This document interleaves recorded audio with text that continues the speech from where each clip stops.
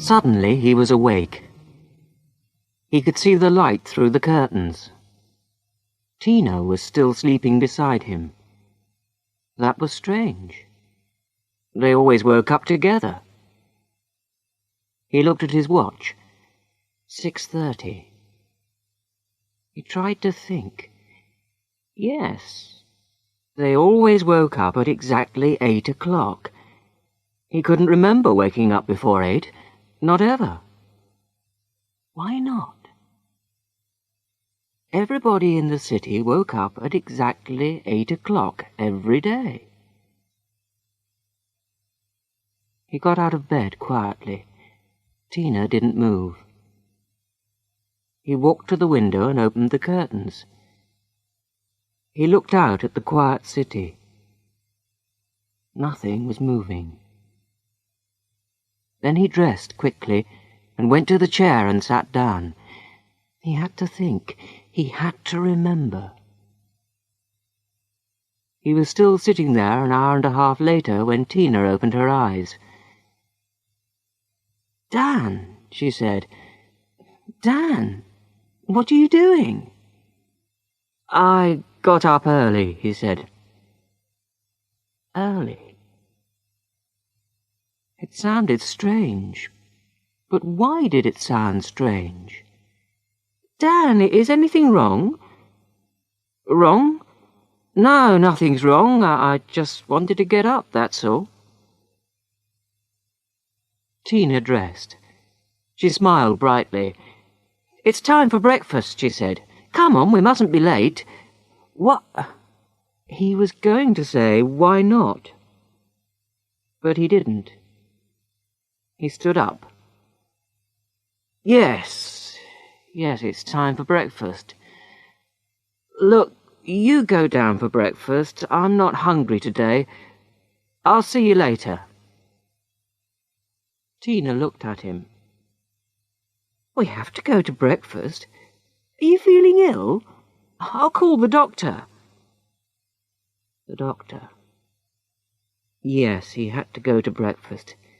He didn't want to see the doctor. Tina was standing by the door. She looked annoyed. "Tina," he said, "I didn't eat anything yesterday or the day before, and I feel different." Tina moved towards the phone. "Of course you feel different, Dan. You are ill. I'll get the doctor." "Don't phone, Tina. Please," he said. "I wanted to feel hungry. I haven't felt hungry for a long time. I wanted to remember the feeling." She looked worried. "I don't understand," she said. "Nobody wants to feel hungry." "That's it. Nobody wants to feel hungry. Nobody wants to feel unhappy. Nobody wants to feel anything. Yesterday and the day before I didn't eat. Nobody noticed. I threw the food away. And now I'm beginning to remember things. I think there's something in the food. A drug. Because of the drug, we can't remember things." Tina's face was red. "You're crazy," she said quietly. "Maybe," he said. "But why can't we remember anything? What is this place?" "It's our home," she said slowly. "Our home?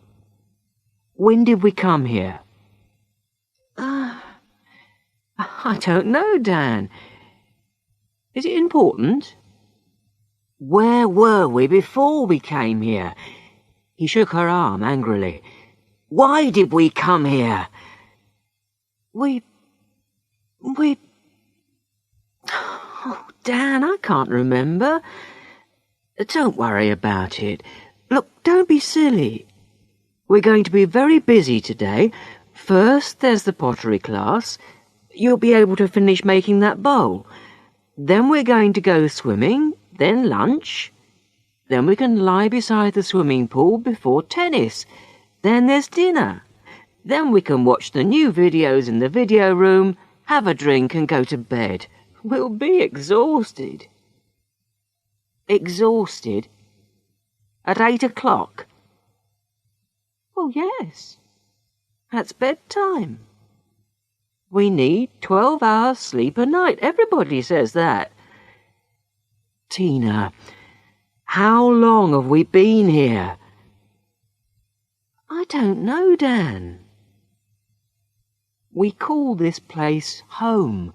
Don't you remember? We used to call it a holiday. We used to call this our hotel room. Now we call it home. I don't remember that. That's stupid. No, it isn't, Tina. I remembered this morning when I woke up early. Perhaps you didn't wake up, Dan. Perhaps you had a dream. A strange dream, that's all. But I did wake up, Tina. You saw me. I was sitting in that chair with all my clothes on. I'm not sure. Were you? I can't remember now. She smiled at him. Come on, the sun's shining. It's another beautiful day. Let's go and have breakfast. She opened the door. Dan looked at her for a moment. You've forgotten our conversation, haven't you? He said. You've forgotten it already. Dan followed her into the corridor. He looked at the rows of doors on both sides. They were all the same. They walked along to the lift. Tina pushed the button and the doors opened. Morning, Tina. Morning, Dan. Russell, the sports organizer, was already in the lift. He smiled. I hope you're both ready for the tennis match, he said. We're playing level 14 this afternoon. They've got some good players. Tina laughed. Level 5, she sang. Level 5 is really alive. It was their team song. The lift went down to the restaurant level. They joined the long line of people. They were all waiting for breakfast. Dan looked around. Everyone was wearing shorts and T-shirts, the men and the women. Dan looked down at his T-shirt. It was light blue, the level 5 colour. His shorts were light blue too. There were different colours for all the levels. The man in front of him was wearing a yellow level 9 T-shirt. Oh, good, said Tina. Cornflakes. I love cornflakes. So do I, said Russell. Dan smiled. Every day breakfast was cornflakes with thin milk. Every day Tina seemed pleased with it. She always seemed pleased with lunch, too, and dinner. Everybody seemed pleased. He thought about the food. Lunch was usually soup and some bread. Dinner was usually soup and some kind of rice. They sometimes had a little meat or fish, but not often. But they were never hungry. Dan took a tray, a bowl of cornflakes, and a vitamin drink. He followed Tina and Russell towards the tables. The restaurant had big windows, and through them you could see the large swimming pool. The families with children all lived on the other side of the pool. On this side there were only people without children. Dan stopped and thought. And none of us ever have children. And the youngest children on the other side are 10 or 11 years old. They used to be younger. He could remember babies. So no children are born here, and the youngest children are 10 or 11. Dan waited for a moment. He put his tray down on an empty table. It was difficult. Thinking was difficult. So maybe that's how long we've been here, 10 or 11 years. He felt pleased with himself. He looked around quickly. Nobody was watching him. He picked up his tray again and walked over to the waste disposal unit. Quickly, he threw the food and drink away. He looked around again. No, nobody saw him. He started to walk to Tina's table. And there are no sick people, he thought. They take them to a hospital somewhere. Nobody else leaves. Never. He stopped. There was Jack. Jack went to hospital. But when? He walked over to Jack's table. "Jack, good morning," he said. "Good morning, Dan. Lovely day, isn't it?" "How's your leg, Jack? Is it better?" Jack looked surprised. "My leg? There's nothing wrong with my leg." "Don't you remember, Jack? You hurt your leg. You cut it by the swimming pool. I was with you. You fell on a bottle and it broke and cut you badly. They took you to hospital. You went in a helicopter." Jack stopped eating. He looked worried for a moment. Then he laughed. "I've never been to hospital in my life," he said. "And I've never been in a helicopter. Is this a joke?" Dan looked down. Jack was wearing green level 11 shorts. He could see the long red scar on Jack's leg. He looked at Jack again. Jack was smiling. "Dan, are you all right?" It was Russell. He was standing behind him. "I was just talking to Jack about his leg. He cut his leg when we were at the swimming pool. Look, there's the scar. You remember, Russell? He fell on a bottle. You carried him to the helicopter." Russell wasn't smiling. "Dan, can you come to my office after breakfast? I want to talk to you." Dan looked at Russell carefully.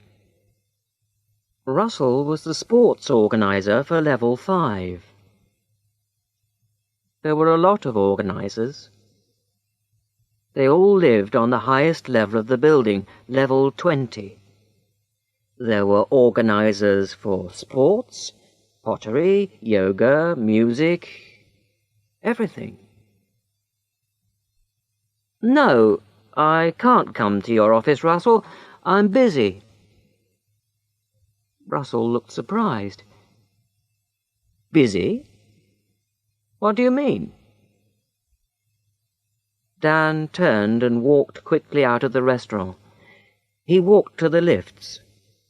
He got to the lifts, pushed the button, and the door opened immediately. Dan stepped in. Russell was hurrying along the corridor towards him. Dan pushed a button and the doors closed. Dan looked at the buttons. There were 20 levels. He pushed number 20. Sunny Vista City was built on both sides of a deep valley. The swimming pools and sports areas were at the bottom of the valley. The rooms were against the sides of the valley. At both ends of the valley were the offices for the organizers. The city was about 2 kilometers long. Helicopters flew into the city every day. They always landed on the roof of the 20th level. The lift stopped. Dan walked out. The corridor was empty. The rooms were bigger here. There was a bigger distance between the doors. Then he heard a noise. It was a bell. The door of the next lift was opening. Dan stepped back. Russell was coming out of the lift door. "Dan," said Russell, "what are you doing? This is level 20. You shouldn't be here." "Why not?" said Dan. "And why are you following me?" "I must speak to you," said Russell. "It's important." Dan looked at Russell. Russell was looking at the wall next to the lift. There was a red button on the wall. Russell was moving towards the button. Dan stepped between Russell and the button. "Okay," said Dan. "Where shall we talk?" Russell looked worried. We can go to my office. We can talk there." Dan thought for a moment. Russell was bigger than Dan, and stronger too. Dan thought about the sports in Sunny Vista City. Nobody tried to win. Not ever. Why not? He could remember the day before when he played tennis against Russell. Dan tried to win. He wanted to win. Russell was surprised then. Dan smiled. "Come on. Let's go to your office. I mustn't be late for the pottery class. I'm making a bowl. A soup bowl. Have you seen it?" Russell smiled. "No, I haven't. You can show me later." Dan stepped into the lift, and Russell followed him. Russell turned to the row of buttons next to the door. "Level 1, he said to himself, and moved his hand towards the button. Dan hit him once, hard on the back of the head. Russell fell to the floor. "I knocked him out," thought Dan. "I hit him once and knocked him out. Where did I learn that?" There were never fights in Sunny Vista City. Nobody was ever angry. Dan looked at the buttons. He pushed the button for level 10. There was nobody on level 10 at this time of the morning. He stepped quickly through the door before it closed. Dan walked along the corridor. There were some stairs at the end. He ran up the stairs. There was a door at the top. He pushed the door and it opened. It wasn't locked. He went through the door and he was on the roof. He looked around. A large helicopter was standing on the roof. Dan stopped and looked at it for a moment. The helicopter was a Westing Type 23. He thought for a moment. The Westing Type 23 had 20 seats, 2 engines, and it could fly at 300 kilometers an hour. But how did he know that? He tried to remember. Of course! He used to work at a helicopter factory. He used to make Westing helicopters. He used to work. But when was that? And where? Why did he stop working? And why did he come to Sunny Vista City? Dan walked across the roof. It was very wide. He walked to the side and looked over the wall at Sunny Vista City. Then he walked across to the other side and looked over that wall. He shook his head. There was another valley with more buildings. It looked exactly the same as Sunny Vista City.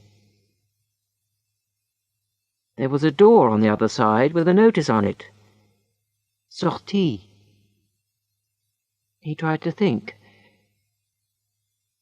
Sortie. It was French. It meant exit. But when did he learn French? He turned and ran over to the helicopter. The door was open. There were a lot of boxes inside. They were empty.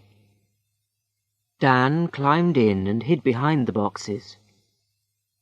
There was writing on the boxes. One said Sunny Vista City. Another said Club du Soleil. A third said Playa del Sol. He thought about the writing. English, French, and Spanish. He looked at some more boxes. Some were German, some were Italian. One was Portuguese. He sat there for about 10 minutes. Then he heard voices. The door closed. 2 men got into the front of the helicopter. Dan listened. "Well, that's it. We've delivered everything to the English and French sections. Yes, we can do the German and Italian sections this afternoon."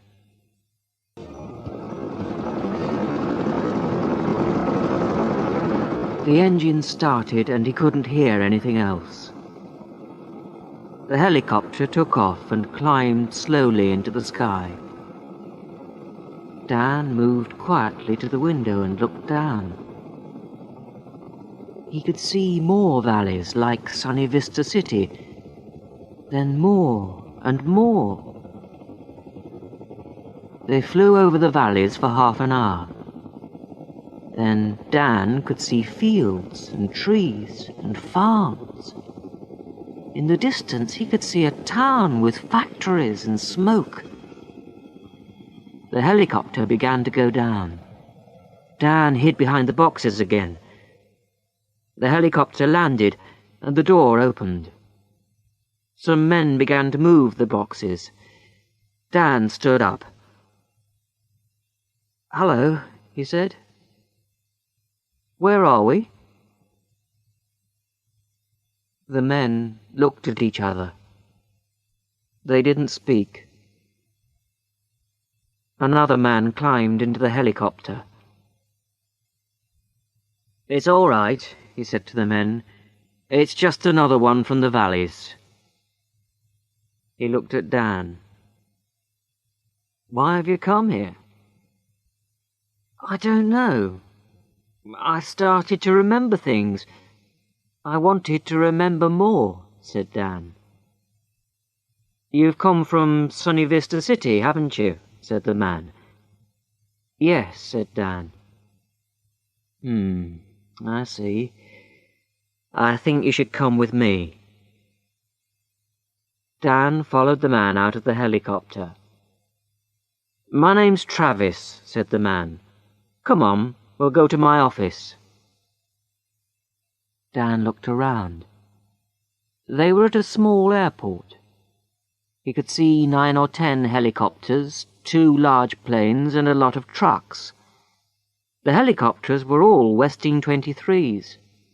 Men were putting boxes into them. There were fields around the airport, and a small road going towards the town in the distance. Travis took Dan to a small building. They went inside. Travis led him into a small, untidy office. Dan looked around. In Sunny Vista City, everything was always in the right place. Nothing was untidy or dirty. "Sit down," said Travis. "Would you like something to drink? I've got tea or coffee." No, thank you," said Dan. Travis laughed. "Don't worry," he said. "There's nothing in it. I'm sure you're hungry and thirsty, very hungry and very thirsty." "How'd you know that?" said Dan. Travis sat down. They always are hungry and thirsty. That's why they're here. Look, don't worry. Sunny Vista City isn't a prison, you know. When the helicopter took off, the pilots knew there was somebody there. They knew because of the extra weight. Why didn't they take me back? Asked Dan. I've told you. It isn't a prison. You got into the helicopter because you wanted to leave. That's okay. You've left. We didn't stop you. Dan looked at the table for a moment. There was a man, one of the sports organisers. His name's Russell. He wanted to stop me. I knocked him out. I left him in the lift and sent the lift down to level 10. I didn't want to hurt him. He's okay. You didn't hurt him badly. I spoke to him on the telephone a few minutes ago. What is Sunny Vista City? Asked Dan. What is it, really? How much can you remember? Said Travis. I'm beginning to remember more and more. I can't remember everything yet. You'll remember more tomorrow, said Travis. Well, said Dan, I used to work in a helicopter factory in England, the Westing factory. This isn't England, is it? No, said Travis, it isn't. I lost my job, said Dan. The factory closed. I was unemployed for a long time. Then I saw an advertisement. It was on television, I think. It was for very cheap 30-day holidays for the unemployed. Very cheap. We left England and flew to Sunny Vista City. I can't remember much since then, but I remember something. I haven't seen or talked about money for years. Travis smiled. Sunny Vista City is one of the oldest towns here. It opened 10 years ago. You haven't seen money for 10 years. But what's happening? Said Dan. Can you remember 10 years ago? There were millions of unemployed people all over the world. There was very little work. Computers were doing everything. There was fighting in the streets, riots, revolutions, hunger. The governments all over the world had a meeting, a secret meeting. They built Sunny Vista City and hundreds of places like it. All of them are in warm, sunny places near the sea. They sent unemployed people on holidays. They give everyone drugs in the food. There is no hunger, no fighting, no children in the cities. There is also no memory. Nobody can remember anything. Everyone lives for today. But that's terrible, said Dan. Is it? Is it really? Said Travis. Things were much worse before. Are you going to send me back there? Asked Dan. You can choose. We can give you a drug. You'll wake up tomorrow in Sunny Vista City and you won't remember anything about this. You said I can choose, said Dan. Yes. You can stay here. You can go back to England. We'll find you a job. Life will be difficult. You'll have to work hard and... But I'll be free, said Dan. Yes, you will. A few people, only 1 or 2%, leave Sunny Vista City and the other cities every year. That isn't a problem. We can find jobs for those people. Most people are happy there. About half of the people that leave choose to go back. I don't believe it, said Dan. You will. Maybe next year you'll want to go back. It's an easy life. But what about now? Are you going back, or are you staying here? Dan sat back in his seat and smiled. I think I'll stay here, he said.